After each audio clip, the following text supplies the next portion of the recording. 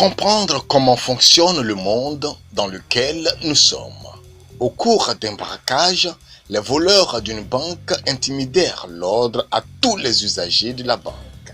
Ne bougez pas, l'argent appartient à l'État. Votre vie vous appartient. Tout le monde se coucha tranquillement sur le sol.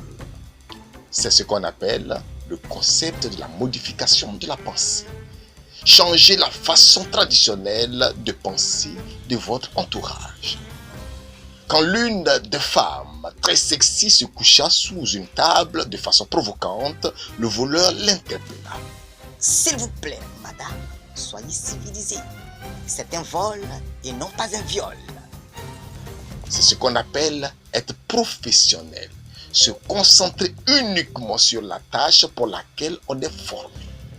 Quand les braqueurs de cette banque sont rentrés chez eux, le jeune voleur diplômé d'un bac +5 dit au plus âgé qui avait seulement un CEP. Grand frère, nous allons compter combien nous avons gagné. Le voleur âgé objecta et dit: Tu es trop stupide. Il y a tellement d'argent qu'il nous faudra beaucoup de temps pour compter.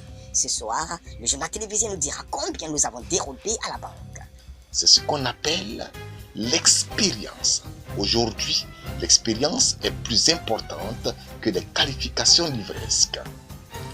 Après que les voleurs aient quitté les lieux, le directeur de la banque dit au superviseur d'appeler la police rapidement et le superviseur lui dit: Attendez, laissez-nous prendre 10 millions de la banque pour nous-mêmes et ajoutons aux 70 millions que nous avions précédemment détournés de la banque.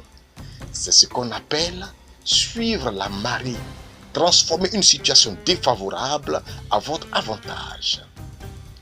Le superviseur dit: Ce serait bon s'il y avait un vol tous les mois. C'est ce qu'on appelle tuer l'ennui. Le bonheur personnel est plus important que votre travail. Le lendemain, le journal télévisé a signalé que la somme de 100 millions a été volée à la banque. Les voleurs sont mis à compter, à recompter et à recompter, mais ils ne pouvaient compter que 20 millions seulement.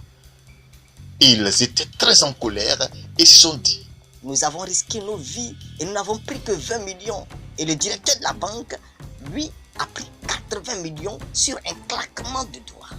On dirait qu'il est mieux de s'instruire plutôt que d'être voleur. On appelle cela la connaissance vaut aussi bien que l'or. Le directeur de la banque était souriant et heureux parce que ses pertes sur le marché de la bourse sont désormais couvertes par ce vol. C'est ce qu'on appelle saisir l'occasion. Un conseil: osez prendre des risques. Ceci est une leçon de la vie. Un monde de fous.